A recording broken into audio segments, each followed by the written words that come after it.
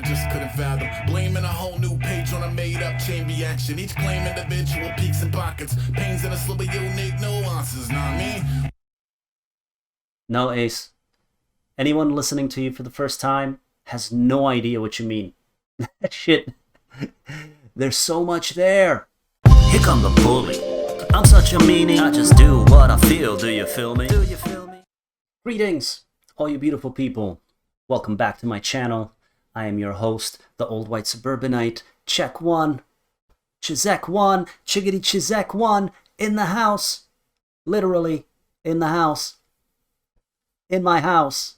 And I'm getting ready to do a review, reaction, appreciation, deep dive, analysis of Aesop Rock's Get Out of the Car. I believe the 8th track off of his masterpiece of an album, The Impossible Kid. This is the 3rd of 5 videos that I intend on breaking down and doing a deep dive appreciation of. The 5 songs in the middle, starting with Supercell, all the way to, well, it starts with Supercell. Already did a video reaction to that one. Go check it out if you haven't. Blood Sandwich. After Blood Sandwich, we have Get Out of the Car. We're going to do this now. And after this one, I hope to get to probably my favorite off the entire album, which is Shrunk. And then finally, Kirby. Kirby should be here, right? You get the idea. To me, these 5 tracks, individually and collectively, make some of the best storytelling in all of hip-hop. I mean, I feel like listening to these tracks and taking them in. I feel like I'm reading Dostoevsky's Notes from the Underground and just being on this geek-gasm. Because it's everything I could want from raw hip-hop, yet it doesn't skimp on the cerebral element in the slightest. But it's not some pretentious shit that's using big words and difficult concepts just to do it, just to be wordy. Ace has convinced me that what he is putting forth is who he really is. Like this is who he is. This is how he communicates. As I've said in my previous videos, I think Aesop is actually a prose writer. He is a storyteller, prose writer of a literary tradition who somehow decided to or managed to communicate through the hip-hop medium. Because nobody else comes close. Personal opinion, your mileage may vary. Anyway, let's jump into this video real quick. Let's get through about a third of it, then let's break down some of the lyrics and see what the heck Ace is talking about and why I believe that this song fits so perfectly in the middle of these 5 tracks. If we're looking at all 5 tracks collectively as telling a coherent story from beginning to end. Let's get into it. Let's see how y'all be trying to front, man. Y'all be fronting, man.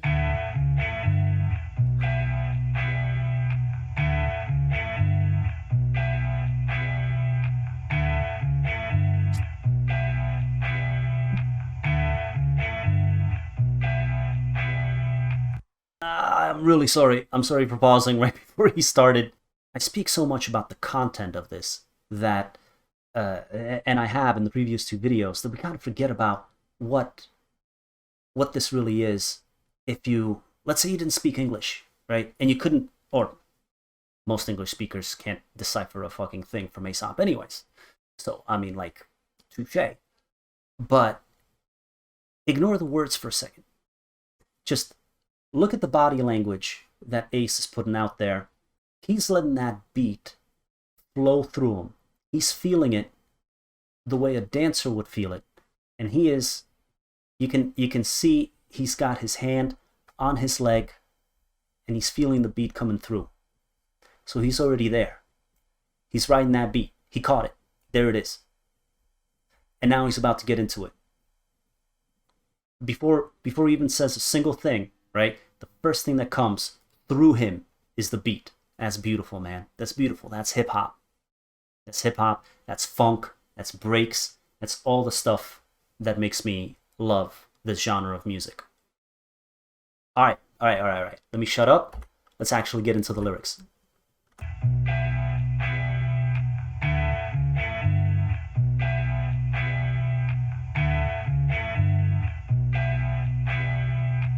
Been a bit since Mood died. Been a lot more lost and awake. I recall thinking someday someone's gonna say it's all from the same cause and effect, and I just couldn't fathom. Blaming a whole new page on a made-up chain reaction. Each claim individual peaks and pockets. Pains in a slip of unique nuances, nah me. No, Ace. Anyone listening to you for the first time has no idea what you mean. Shit. There's so much there. God. You could write essays and essays on this shit. Let me break it down for anybody who's watching this, not just for sharing in the appreciation of the artistry, but what the actual content is talking about. So he starts out just saying it. He just, like, let's not beat around the bush. Been a bit since Mu died. Been a lot more loss in the wake. Mu refers to Camus. Camus Tao. I apologize ahead of time to all purists and hardcore fans if I'm mispronouncing the name. That's the way I read it, Camus Tao. That refers to a friend of Aesop's who was a rapper, an MC. He's got his own tracks and videos on YouTube. You can check him out. He was diagnosed with cancer in 2008-ish, and he died about a year or two afterwards. So basically, this was a close friend of Aesop's who died of lung cancer. And Ace is just starting, and it's like, fuck it, let's just get right into the meat and potatoes of what the fuck is wrong with me. Been a bit since Mu died. It's been a long time, and a lot has happened. Been a lot more loss in the wake. So, in the wake, in the aftermath of this tragedy, there's been a lot more loss. And I do believe that if you look at right there, I believe that's Camel right there.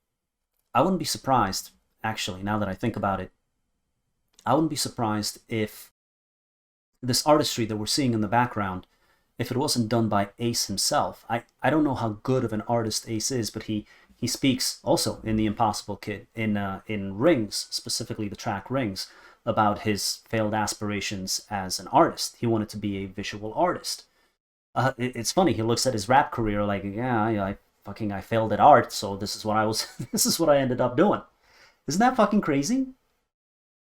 Well, arguably one of the best MCs ever.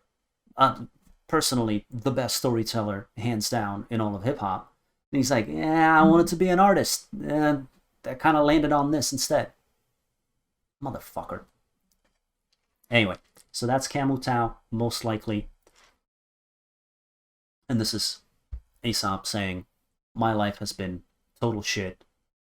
I can pinpoint it happened pretty much when my friend passed away from cancer.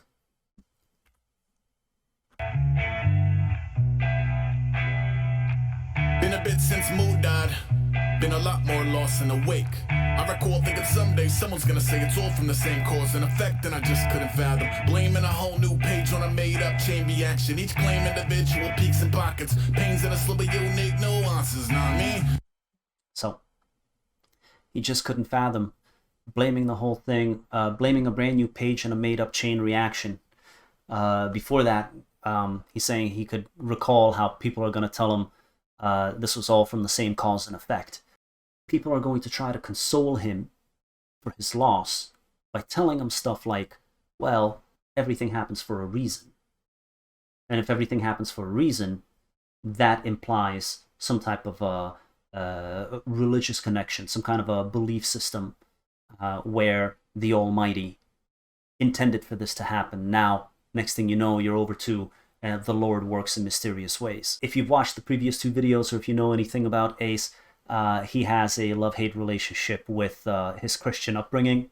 So he's probably saying something along the lines of, people are going to tell me that this was meant to happen and this is what God wanted, and I just couldn't fathom blaming this loss, this tragedy, on that made-up shit. Like, come on, man. Like, I already have enough trouble with this thing that I'm fighting with.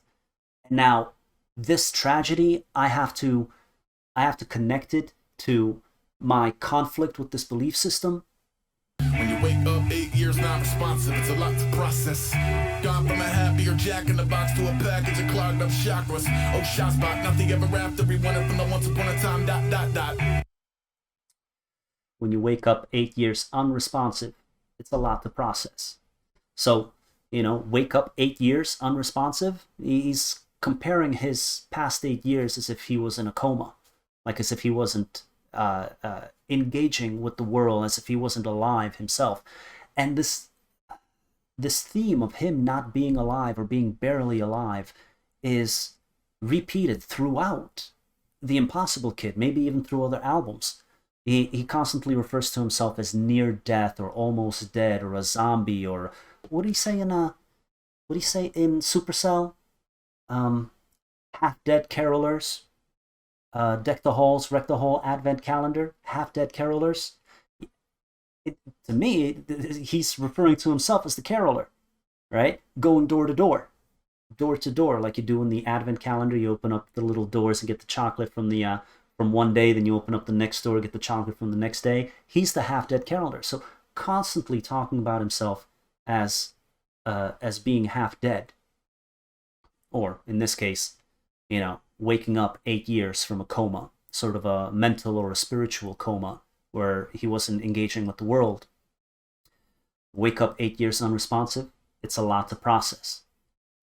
Prior to the tragedy, went from a happier Jack in the Box. You know what Jack in the Box are, right? I mean, he just clink, clink, clink. The little clown pops up, dangling out of the box, the Jack in the Box. It's supposed to be this imagery of like, ta-da, here I am. That's who he was. And after the tragedy, 8 years later, he's a package of clogged up chakras.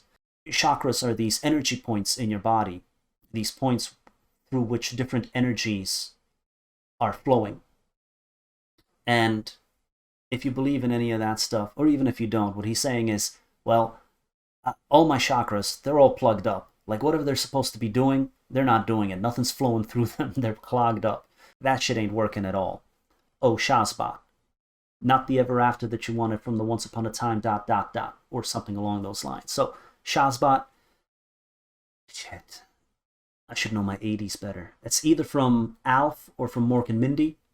Shazbot is like, it's supposed to be like, oh damn it, oh fuck, oh shit. It's supposed to be a swear word, but you can't use swear words on daytime TV, and you can't use it like on family shows. So if it's like Mork and Mindy or whatever, you'd have Robin Williams saying Shazbot, or you'd have Alf saying Shazbot instead of the swear word, and it's supposed to imply that a swear word was being said.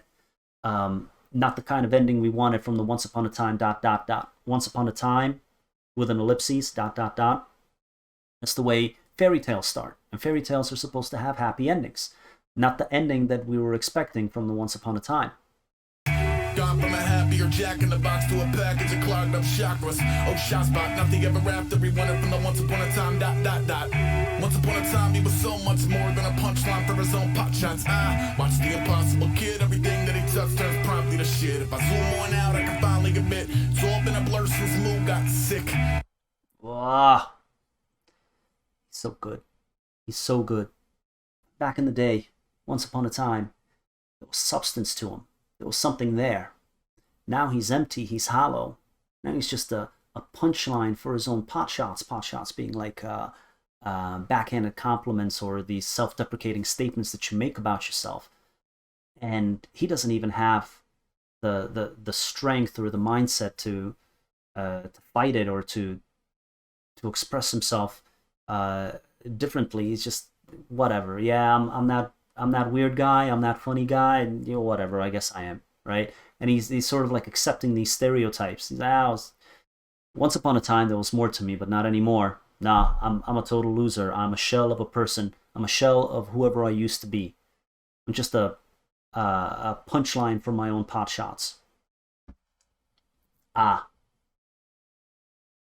Impossible Kid. Everything that he touched turns promptly to shit. Here we go. The name of the album, The Impossible Kid. The Impossible Kid is Aesop. As he says in a different track, he calls himself the anti-Midas. King Midas being, of course, the king who can turn everything he touches into gold. Well, here, Aesop's exactly the opposite. Everything he touches turns promptly to shit. The anti-Midas, Aesop Rock himself.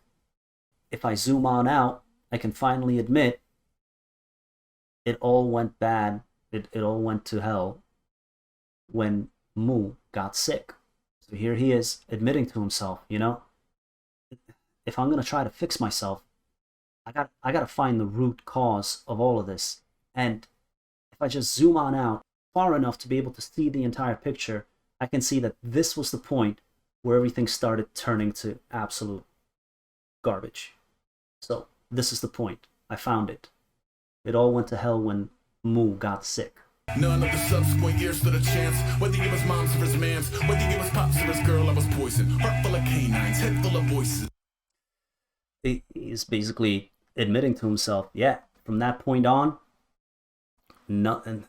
Those years, that there's no way those years were going to be good ones, or none of those years stood a chance.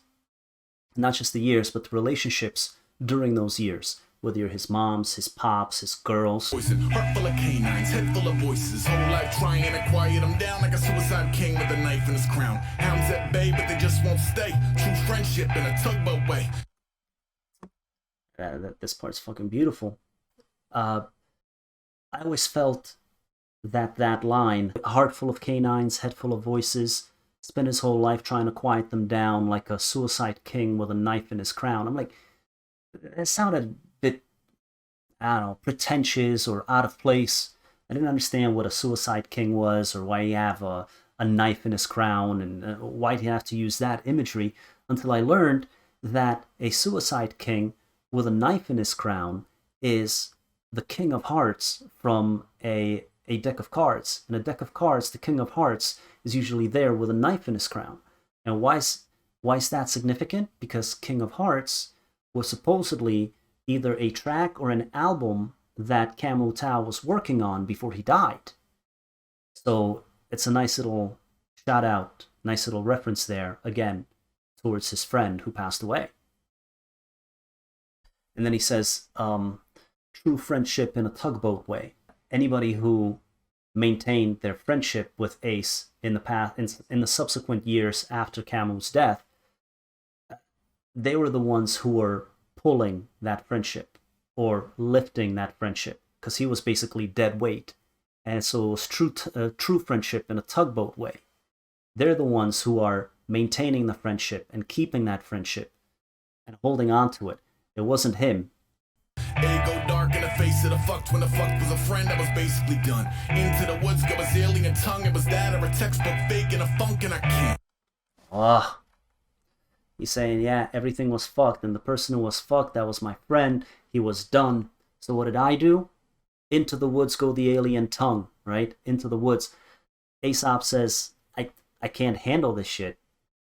I have to escape people. I have to try to escape my problems. I'm just going to go into the woods, which is not really metaphorical. It's basically what he did. In order to finish the album, he went into that barn. But the main message being that he secluded himself. He isolated himself away from people, and his alien tongue here he's being self-referential and saying, yeah, you know, my crazy way of rhyming and the indecipherable lyrics that I use, that's my alien tongue. So that's him. He's like, yeah, person who was fucked, that was my friend. He was done. Me, I'm out. Basically done. Into the woods go his alien tongue. It was that or a textbook fake and a funk, and I can't. It was either that, it was either me escaping, or it was going to be textbook faking the funk. Faking the funk, which is another way of saying perpetrating or fronting, like the start of the song, right? You all be fronting, man. He's like, look, I could be around people, but everything about me would be fake. Because I'm grieving. I don't even know how to grieve. I'm fucked up from the death of my friend, and I don't know how to deal with it, but if you want me to engage with all of you, whoever I'm going to show you is not going to be the real me. I'm going to be faking all of it. So that's his explanation. It was either this or this, and I chose that way. I chose to isolate myself away from people until I can fucking figure my shit out. Here go the hindsight. 8 years been one long blindside. I could pinpoint 7 more turns that occurred because he never really healed from the first. More of the same. He's saying, look, yeah, I mean, 8 years been one long blindside. I got blindsided. Assuming everyone's familiar with the blindside of when you get hit in football unexpectedly, you didn't see where it came from, got blindsided. He hasn't been able to recover from that hit ever since it happened. I could mention another 7 that have occurred because of the first. Yeah, that first problem, that first tragedy, is the reason why everything else happened the way it did. And it's like, okay, well, let's say you have problem number 7. Well, you can't solve problem number 7 with looking at problem 6. You can't solve problem 5 by looking at problem 3. You got to go all the way to the beginning. You got to face the reality of what the death of your friend did to you. Oh, what a world. Any hack is a myth, any dap is a joke, any map is a trick, any graph is a hoax. Ease on down, I'm burning up, I'm bleeding out.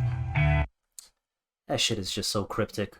Oh, what a world. Any hack is a myth, any dap is a joke, any map is a trick, any graph is a hoax.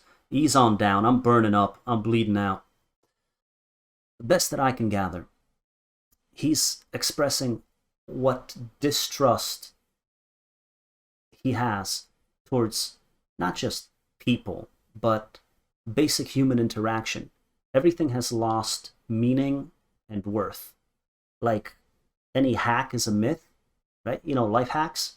You can do a life hack. Hey, here's a way for you to better, I don't know, fucking wash your tile floor. Here's a nice little life hack how to fix this. Hey, here's a life hack for how to, I don't know, cook eggs, whatever.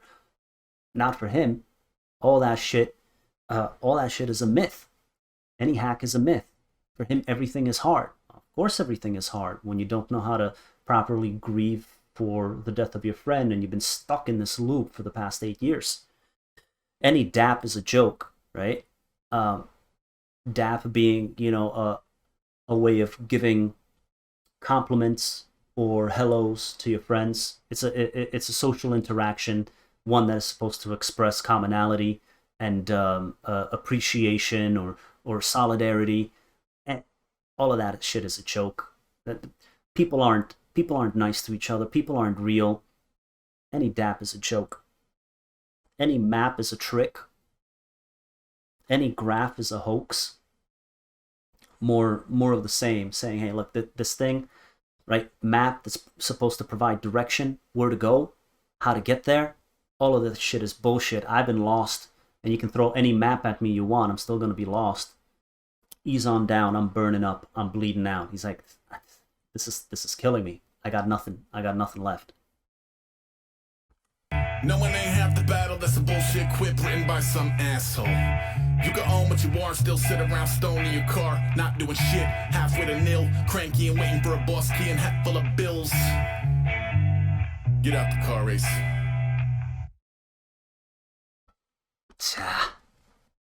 No one ain't half the battle. That's just a bullshit quip written by some asshole. No one ain't half the battle. So who said no one is half the battle? Well, G.I. Joe used to say it. But outside of G.I. Joe, a lot of people will say, well, look, no one is half the battle. Knowing what is bothering you, knowing what your problem is, you're halfway there. Aesop is saying, that's not true at all. You can know very well what the problem is, and it's not fixing you. Let's say you know that you're a piece of shit. You're just a horrible, selfish person. Acknowledging to yourself that you're a horrible, selfish person is not enough. That doesn't even begin the process of bettering yourself. There's plenty of people who just simply accept and say, I guess that's what I am. I guess I'm just a loser, a piece of shit, a coward, whatever negative attribute you want to place onto this criticism. You can say, yeah, okay, well, that's what I am. No, that's not enough. Just because you know what's wrong doesn't mean you know how to improve yourself. We got to get to that next step.